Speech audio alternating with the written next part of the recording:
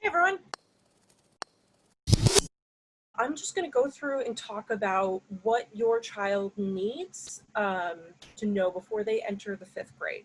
We are also going to talk about some remote learning and blended learning, literacy, math, social emotional development, writing, what your child should know at the beginning of the year, what tools may help for your child's readiness, and how to use those tools effectively. Your student should be between a reading level R to S. If you have never heard of a letter before, check with your student. They most likely do. If they do not, and they use like Lexiles or DRA, different things like that, totally fine. We can give you those conversions. I have a handy dandy chart. But they should be at a level R to S. And they should be able to answer more than those like 5 W's of who, what, where, when, why. They need to be able to answer those to just hit baseline, but we don't want our kids to be just at a 1. We want them to be at a 3 and a 4. And so to do that, they need to be able to go back in the text and find textual evidence. They need to back up claims with that text evidence. If they don't remember something, they can go back into the text, but they have to be able to do that independently. It's like when I'm testing a student at the beginning of the year, they read, I ask them a question, and if they're like, oh, I totally forgot, let me go back to the text. Like, I don't take away the book. That's not how it works, but they have to be the ones to go. I'm going to check in the text. However, they still need to come up with it in their own words. So if I'm reading a book like Little Red Riding Hood, and I am asked the question, what is Little Red feeling when she comes into the cottage and sees the wolf dressed up as mother, or as her grandmother? I think that Little Red is feeling very nervous and anxious at that moment because the wolf is dressed up as his mother, and the wolf is seen to be dangerous, etc. Blah, blah, blah. I know this because in the text it says, Granny, what long teeth you have. So your own words, and then back it up in the text. So, plus you're going to be looking at character emotions, character relationships, and purpose. I put a little link down here. This will be made available, and it gives you a lot of really great questions for, we call it guided reading. You don't have to call that at home, but they're really great questions to ask your student to make them think about the text. It's more than just, do you like it?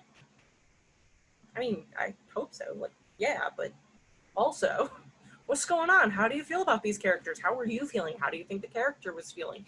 Connecting themselves to the actual character is very important and is going to help them understand it a lot. So while you're getting ready this summer, in our last 2 weeks, but as you progress throughout the year, talk to your student. It's not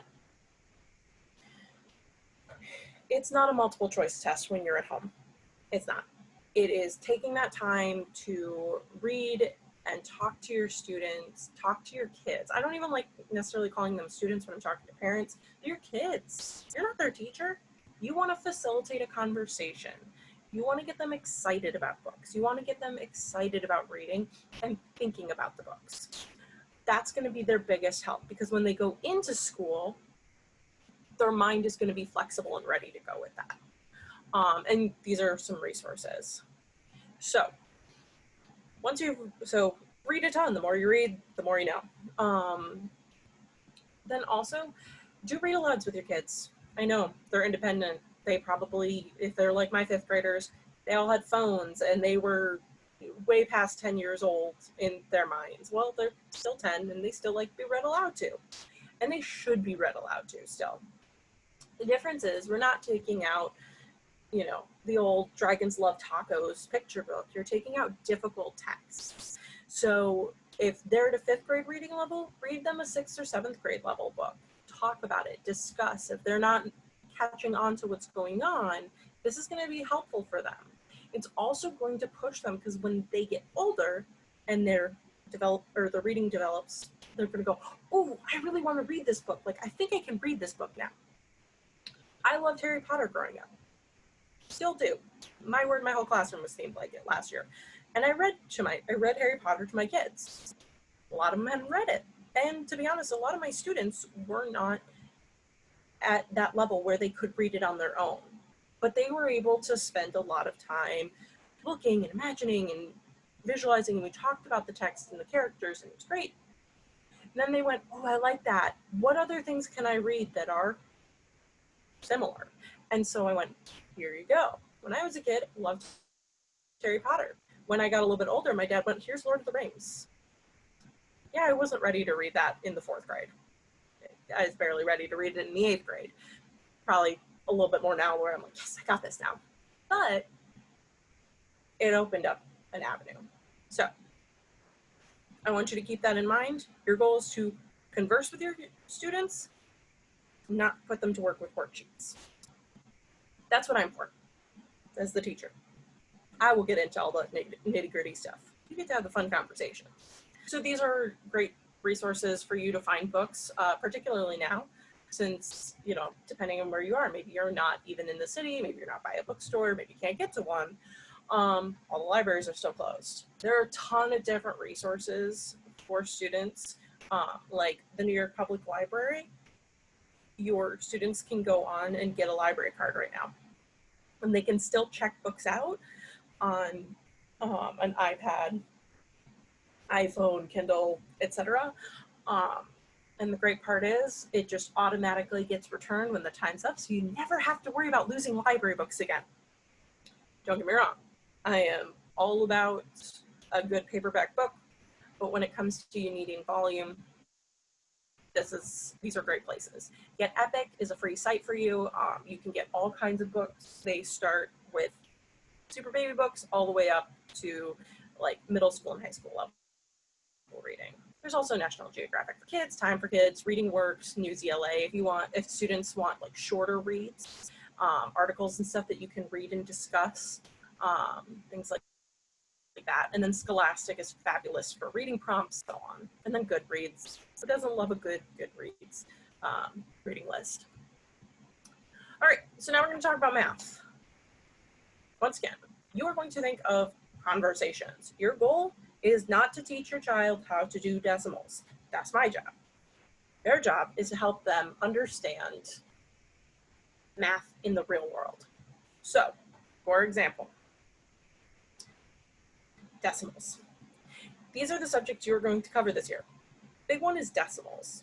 You're going to be talking about place value and getting kids familiar with tenths, hundredths, thousandths, 10,000ths, and the understanding of like a part versus a whole, and the way you can, and I'm going to talk about how you can do that in a minute. Multiplying multi-digit multiplication. So they probably have already done like 2-digit by 2-digit, 2-digit by 2-digit. They're going to start doing 2-digit by 3-digit, 3-digit by 3 digits, multiplying hundreds by hundreds, thousands by thousands, etc. Fractions are another one you're going to continue to build. They've been doing fractions for eons. They're building off of that. Multi-step word problems. Everything. I'm even going to say everything, particularly in the public school and charter school sects, are multi-step word problems. They love story problems. It's a little bit less so in private, but it totally depends on where you go. And then volume is a big one. So the areas for you guys to focus on are place value, understanding place value, which there's a helpful little chart down here where it shows like tens. Even if you're like, I've never heard the term place value before, you know what a place value is if you know what money is. I have $10. Oh, the number of tens in there, I have 10. Also, your students should know what this is at this point, at least the ones, tens, hundreds, and thousands, because they start doing the ones in 1st grade. So, as a heads up. Some places even start in kindergarten. Estimation is huge. Having number sense is a really big deal. And then multi-step word problems. Some things to help you, use the world around you.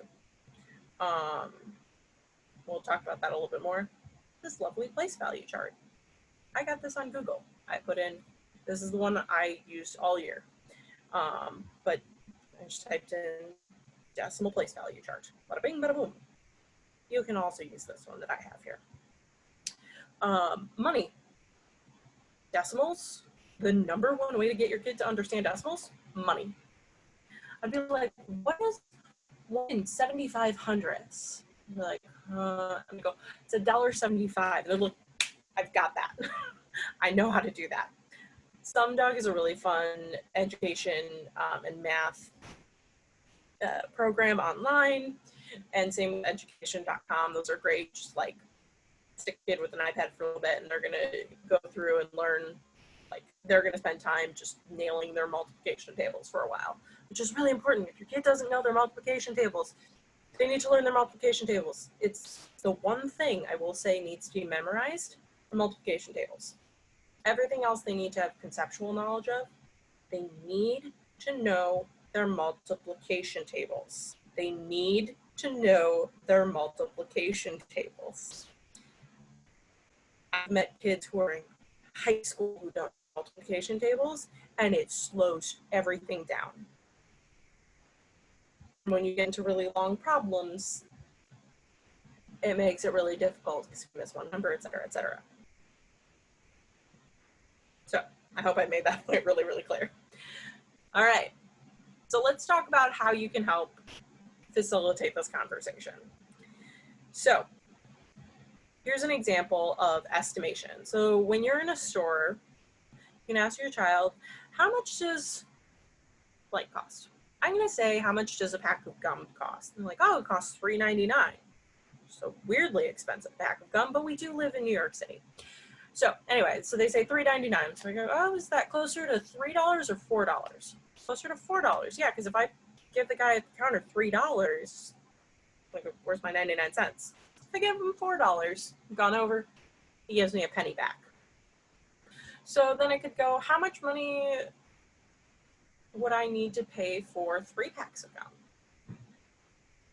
$12. Great.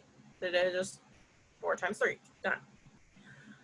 So you can do that. You can set up shop in your house. My dad would set up a store and he'd put price tags on everything, and he would come up to me and be like, hey, you know, how much for this? And I'd have to go through and figure out and count the change out and everything.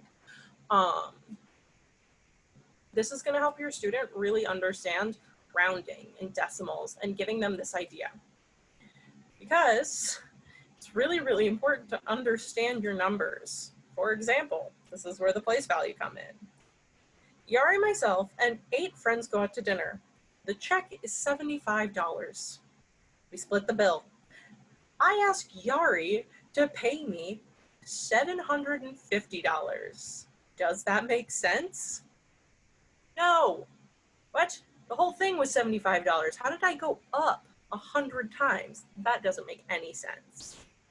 So in that case, a student probably has gone through and moved their decimal to place the wrong point, but they can go, oh, that's right. I needed to move the decimal to the left because I'm dividing. This is moving it to the right when I multiply. Oh, and they can check themselves on those things. It's okay if they move it the wrong way when they're doing it, as long as they know how to go back and check their work and correct themselves. We all make mistakes. The important part is that you have enough sense around numbers to go, oh, that answer makes no sense. Another way you can do it. I said I was going to give you $75,000 and I turned up with $750. How would you feel? We used to play this game in class all the time. I go, I'd be so mad. You would owe me so much money. Yeah, so you really want to get those place values right. So understanding that and understanding the importance of it is giving them context. And so when they start to get into that decimal, because that little period throws a lot of kids off, they have some understanding of what does this mean? Why is this important? What difference does it make? So they can check themselves as they go along. So talk about it. Have your kids at we play a fun game. We still do this now. We'll go out to dinner and we'll order food and we'll play a game like, how much does the check cost? And I have to kind of like think about like, okay, you know, obviously, I mean, myself and my husband are much older than you and than your children are. But we'll like add it up in our heads. And so if something's $16.95, I'm just gonna round it up to 17 and kind of, so you can play games. You can ask kids like, how much do you think it's gonna cost? Oh, we're gonna go and buy milk. Milk is $4.50. How much money do I need to bring? Like things like that. And plus, they're old enough. They're, you know, they may be going out and doing some of this stuff on their own. So that's really important that they start to understand those things. The next part about math. This is the acting out. This is the multi-step word problems. So yes, your student may be incredible at multiplying, which great, excellent. That's half the battle. The other half is knowing what on earth is happening in these problems. These problems are long. They require a lot of steps. If you don't understand every little piece that they're asking for, you're out of luck. It's just the way it is. You can be great at math, but if you have no comprehension, forget about it. So here's some examples, and here's what we're going to talk about. And we're going to talk about like how you can help your child with this. June goes to the store to buy soda. Soda is $9.99 for a 10-pack. If she wants to buy 45 sodas, how much money will she need? 2 steps. How many cases does she need? Well, this is dividing and rounding. She's going, okay, I have 45 sodas. Well, and then 10 per soda. Okay, so I've got to divide 45 divided by 10 is 4.5. So I can't buy half a package, so I'm going to get 5. Right. How much will they cost altogether? Well, then I have to multiply my total number of cases, which is 5, by $9.99. It's a lot easier to do that and to get an idea if I go, well, $9.99, I'll round it up to 10. 10 times 5 is $50. It's going to cost me $50. So in order to act this out, you can literally go like, great, we're going to draw it out. We're going to use pieces of paper. We're going to use boxes of Kleenex. Maybe you have 50 sodas in your house. I don't know. But you're going to take this time not to really spend a lot of time on the math part of it, but what is happening in it. Because notice how we had to go between dividing and multiplying. It's not all the same operation anymore. Not just like, oh, I need to add all these parts up. Because if I went through and I just said, oh, $9.99 times 10, great. So that's going to be almost, that's going to be $100 roughly. Wait a minute. What? That doesn't, where is this 45? Now I'm going to multiply by 45. Okay, so now I'm at $4,500 for 45 sodas? What? So we got to understand what's happening. Now, another example. June is going to, sorry, may summer brain a little bit, so I will read it correctly. June is going to make soda floats for a party. Each float needs 2 cans of soda. She wants to make 45 floats. How many sodas will she need? If a pack of 10 cost $11.99 each, how much money will she need? What? There's a lot happening in this. So first of all, you need to find out how many cans she needs, which is going to be multiplying. She doesn't need 1 can, she needs 2 cans. If I divide 45 in half, I'm going to get 22.5. And I'd have way less sodas than I need. Then I need to go through, once I figure out it's actually 90, then I have to figure out the number of cases I need. So now I have to go switch my brain over to division, and then I need to switch my brain back to multiplication for the last part to figure out how much money I need. It's a lot of switching back and forth for a 10-year-old. It just is, but it's the expectation that they are going to learn how to do this. So the way you can prepare them is by helping them to be flexible. Help them draw it out, break it into steps. We're going to focus on How many sodas does she eat? Then we're going to focus on how much money. How are we going to do this? I am a 31-year-old woman with a master's degree, and I still go through and draw everything out just to make sure, because I still make mistakes, and that's okay. It's also okay to have your child see you making that mistake and working through it. Okay? Number one thing, I made a mistake. Okay? Let's fix the mistake. That's it. They don't have to have it right the first time, but they have to look at it, go, oh no, I got it wrong. I need to now go back and fix it. That's the number one thing. They get there in the end, but they're the ones that catch it. Not you, not a teacher, not a friend. They're the ones that catch it. And helping them to comprehend the problem is going to be the first step getting there. And teaching them those strategies. Great. Social emotional development. We're going to switch off gears here a little bit, because we're going to just talk more about that idea of independence, of self-correction, because it's 5th grade. Like I said, don't expect perfection, but I do expect kids to take up the mantle in 5th grade. I mean, frankly, I expect that much younger than that, but like, especially in 5th grade when we're getting into harder stuff. You can't just go, Miss Gotzel, I don't know what I'm doing. No, we just had a whole lesson on it. I understand, but I want you to figure it out for a little bit. I want you to just try a strategy or two before you get to me. And I'm a special ed teacher. I will explain things till the cows come home. But it's so important that they get to be independent, where they go, okay, I'm not 100% sure how to do this, but I'm going to try my first few steps. And then if I get it wrong and I'm still stuck, then I will ask for help.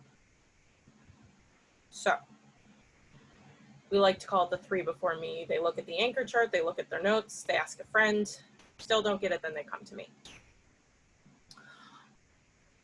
And with blended learning and everything, there are so many videos out there for students. Just as a teacher, I put up videos that are of me, I put them up with other people doing these different problems.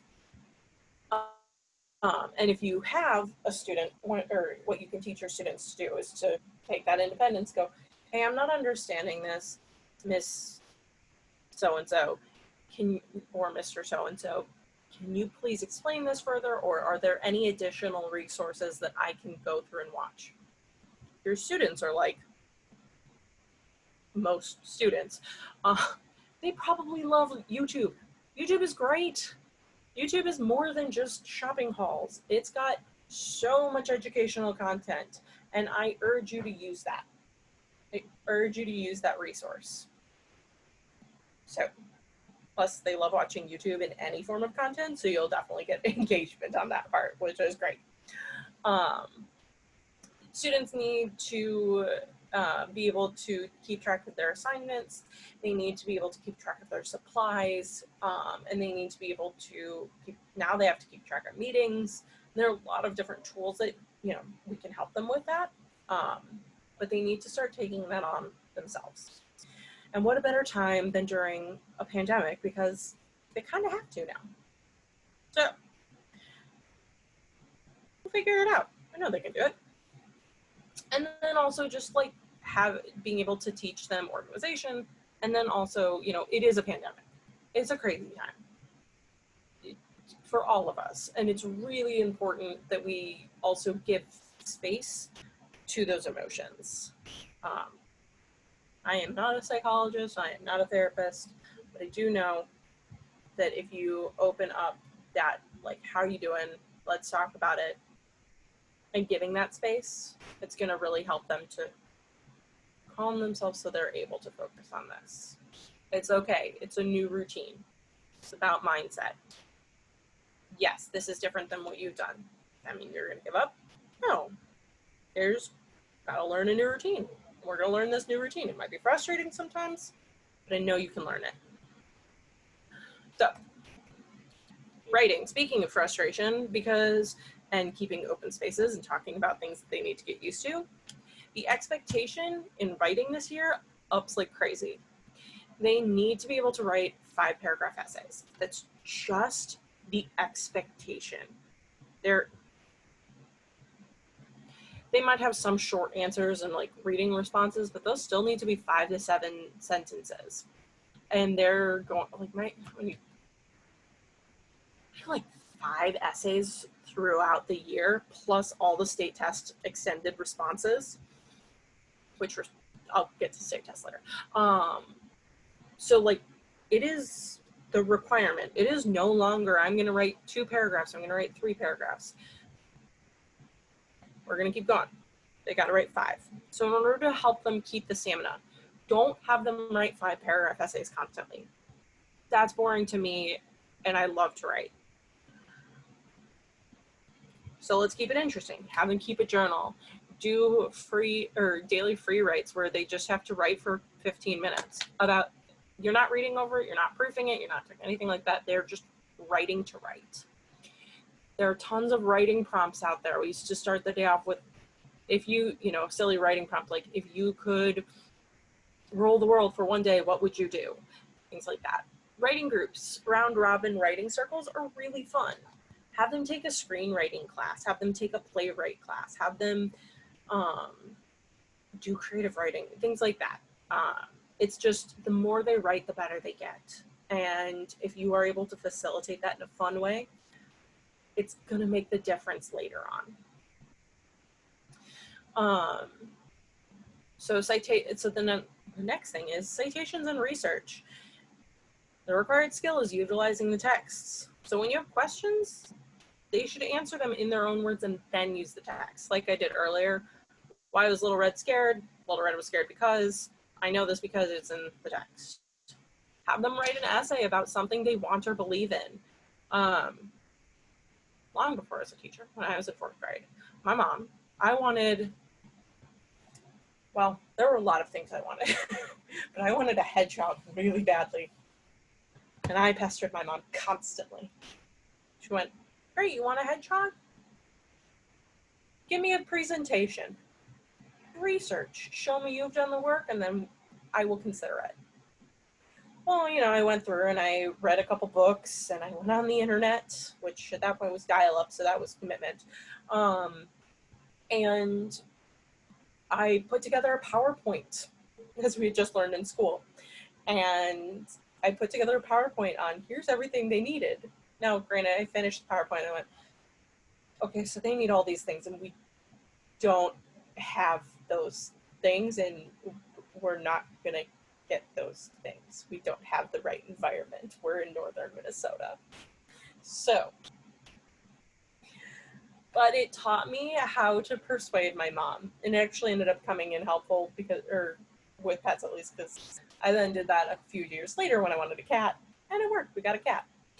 But just have them do it about things that they want to do. Great. You want to go to the park with your friends on your own today for the first time?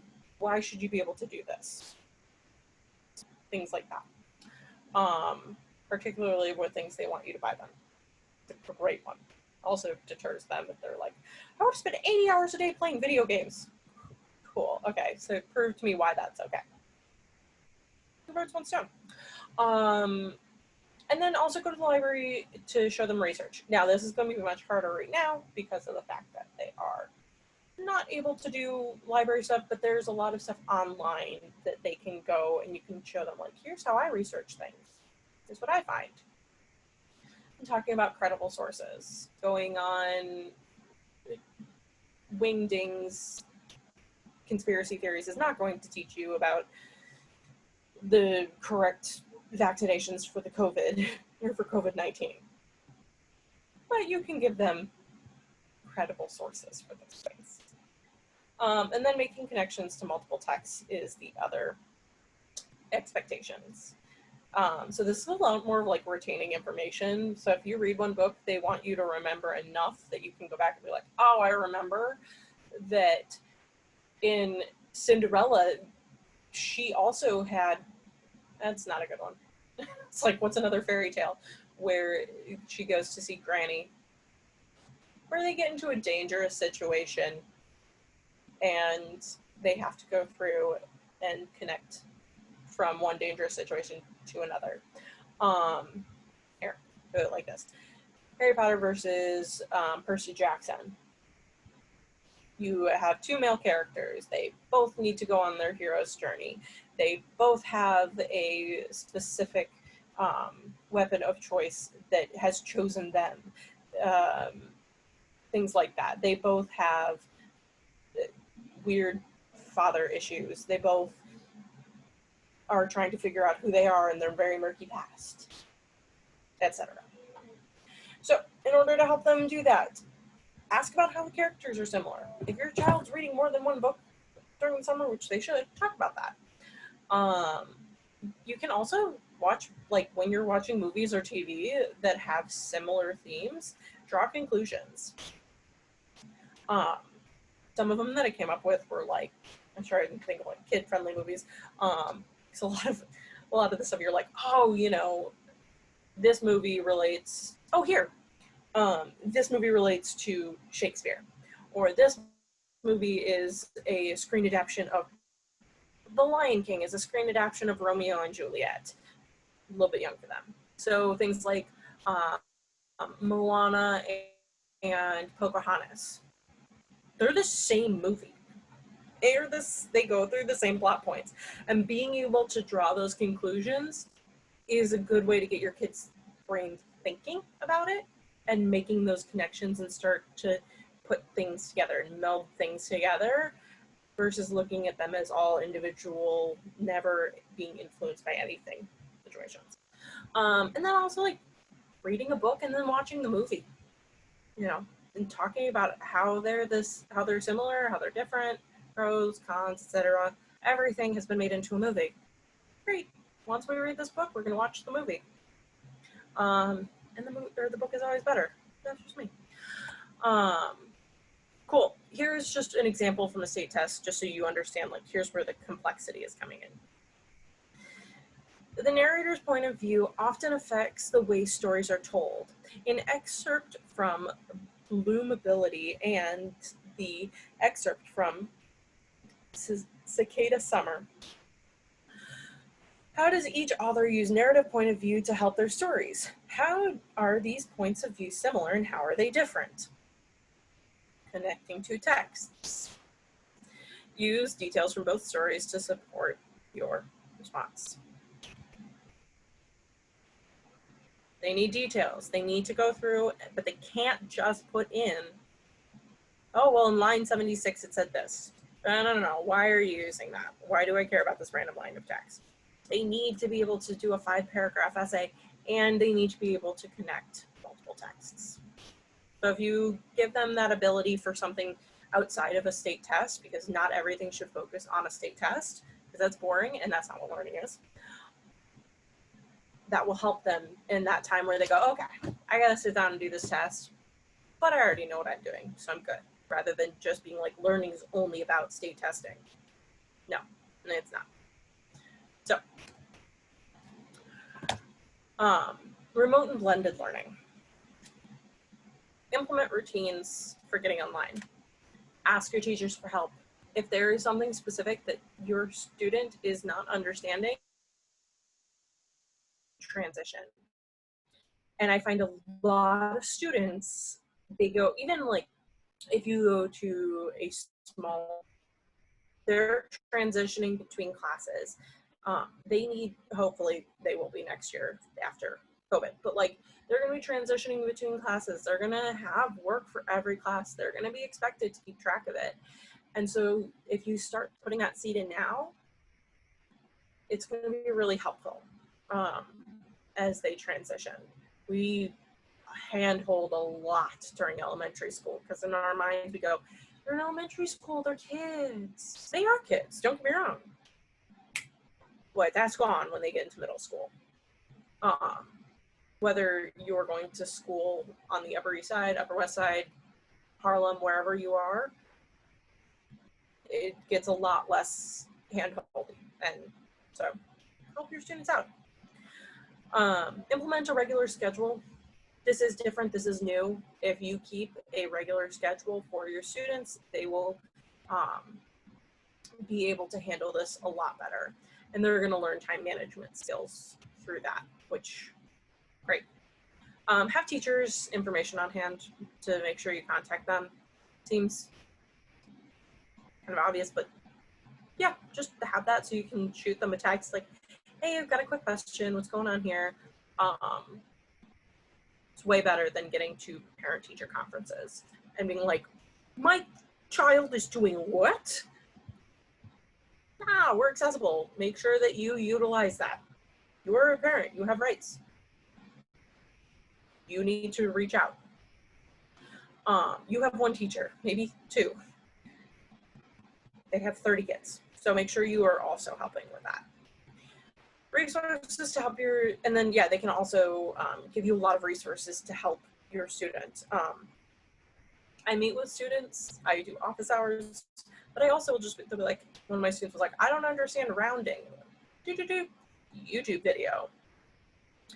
I didn't understand problem number 6, and a bunch of kids weren't. So I made a video that they could watch over and over and over again. Told them, watch it over and over again. You have that ability. I can't slow down that much in class, even in a special ed class, because I have so much curriculum to go through. Now they can go through and watch it as many times until they're able to understand it, which is great.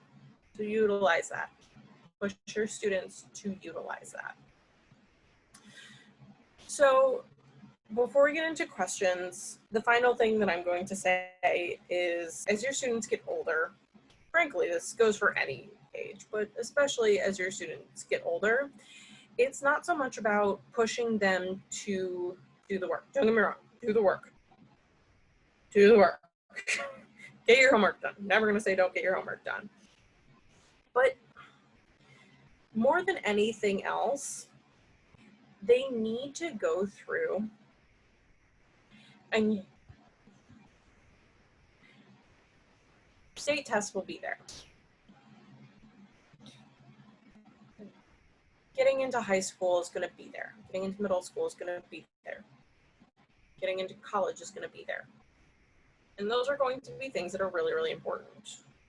It's a lot than getting your students into the school. It's a lot more than getting them the grade. It's about teaching them how to be flexible and how to think about things and how to expand their horizons. My dad was a lot more of a really good librarian than he was a teacher. I talked about Lord of the Rings a little bit earlier, and I'm going to kind of wrap on this before I get to questions. Loved Lord of the Rings in middle school. Thought it was great. Huge fantasy nerd. Loved it. I didn't really realize that there was a lot outside of that. And he went, oh, hey, instead of being like, oh, did you like it? I was like, oh, if you could tell I liked it. What an obvious question. He went, hey, you really like it. Did you know that the Lord of the Rings is actually based off of a German myth? And what did he do? He went and pulled out a book of German mythology, because my dad has a book for everything. Now he probably just uses the internet. But he pulled out, said, here. And he read me a story of a German myth in which a random guy finds a ring of power in a lake or a river. And I went, oh, that's so cool. And so I got into German mythology. And then I discovered lots of other worlds that I could explore. And I started being, it was more than just those basic stories. It was the whole world of fantasy was open to me. And I learned that I love a good adventure. And I love these archetypes. And I love figuring out where things come from. Because he didn't just go, did you enjoy it? He said, hey, I think you would really like this. Let's look at this together. So I implore you to be that for your students. If they love, let's say they love Marvel, great. There's so much like Norse mythology that goes with that. There's so many different archetypes that go with those things, heroes' journeys, etc. And yeah, it might require a little bit more of research on your part, but your student's going to go, oh, that's so cool. And if they already like a thing, lean in. There's so much to do with that. And then they're going to keep discovering more things and keep learning. And that's what you want to do, is you want to teach your kids how to be curious. And that's going, and how to think. And that is what is going to set them up for success in every grade. But particularly as you get into the older grades where they really need to start thinking about things on a deeper level.